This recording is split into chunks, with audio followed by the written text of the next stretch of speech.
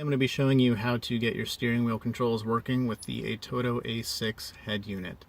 I am using this little guy right here. This is the PAC RadioPro4 steering wheel control interface. A lot of people use the Metra Access, I think it's AWSC1. That's fine too.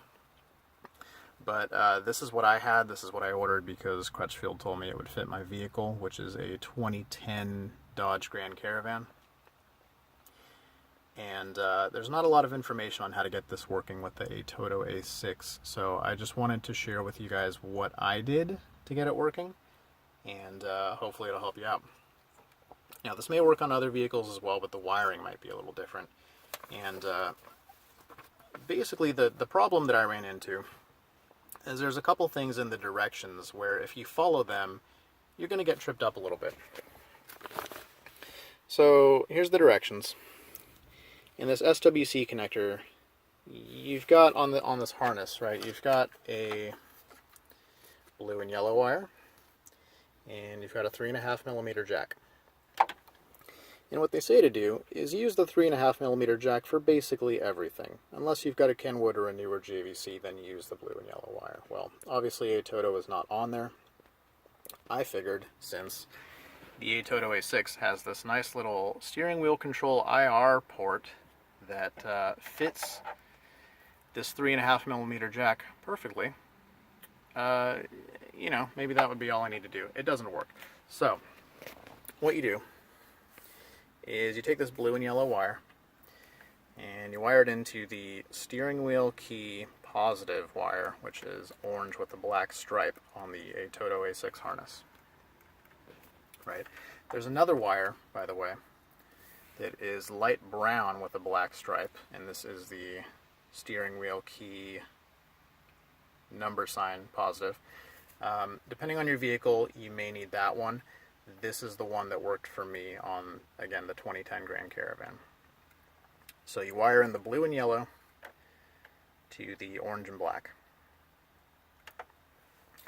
And that's it. You don't hook up this 3.5mm, leave that out. If you plug that in, it's not going to work, even if this is wired correctly. So, with all the wiring in place, the next thing we need to do is program it.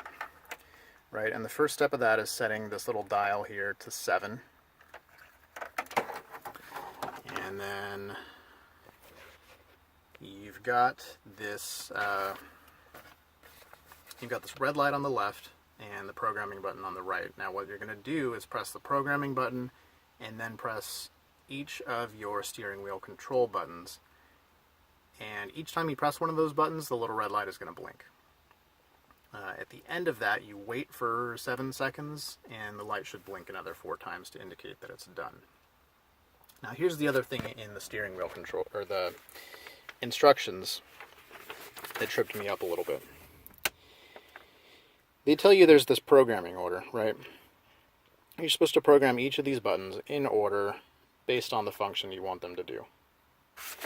Now, that doesn't matter at all. Don't worry about that. The thing is, you may or may not have 10 buttons to match the 10 functions, or 15 buttons to match the 15 functions. Me, I've got 3 on the right, 3 on the left. And you can skip functions that you don't want, they say, and whatever. Don't do that. When I did that, the functions that I programmed later did not work. And ultimately, we're going to be setting up the functions and what each button does from the head unit itself. So we don't need the interface to handle that for us. All we want is for the interface to send a different signal for each button. Doesn't matter what signal it is, just as long as they're all different, right? So here's what we do. We're going to go ahead and hit that little button there. It's a little tricky to do with one hand. And the red light should have blinked. I'm going to go over to my steering wheel control, up, middle, down. And I'm going to show you the light here as I do the right side. Up, middle, down. And you should have seen that they blinked each time I did that. Now we wait. And there's our blinking, and it's off now. So that's programmed. Great. Next thing we do is we go over to settings here. We go to default settings, and we go to steering wheel program. And then we do the fun part of just matching up the buttons. And so my right side, I'm going to do volume up, and I'm going to press the button on my steering wheel controls that I want for volume up, and it goes to that. Do volume down, mute, and you just repeat this process for each of these buttons that you want to set up, right? I'm going to use the voice assistant on the left side here. Track back will be on the left side. Track forward will be on the right side. And that's all of my buttons. Now, you may be able to program the long press functions with this module as well to set these up. For me, that's kind of wonky. I want to be able to, you know, hold volume up to keep getting the music louder. I don't want to, you know, have a long press function on that does something else. So I do the 6 buttons, 6 functions. That's what I've got. And I'm going to hit save. And I should be able to exit out of that now and test it out. So pressing the volume up, volume down.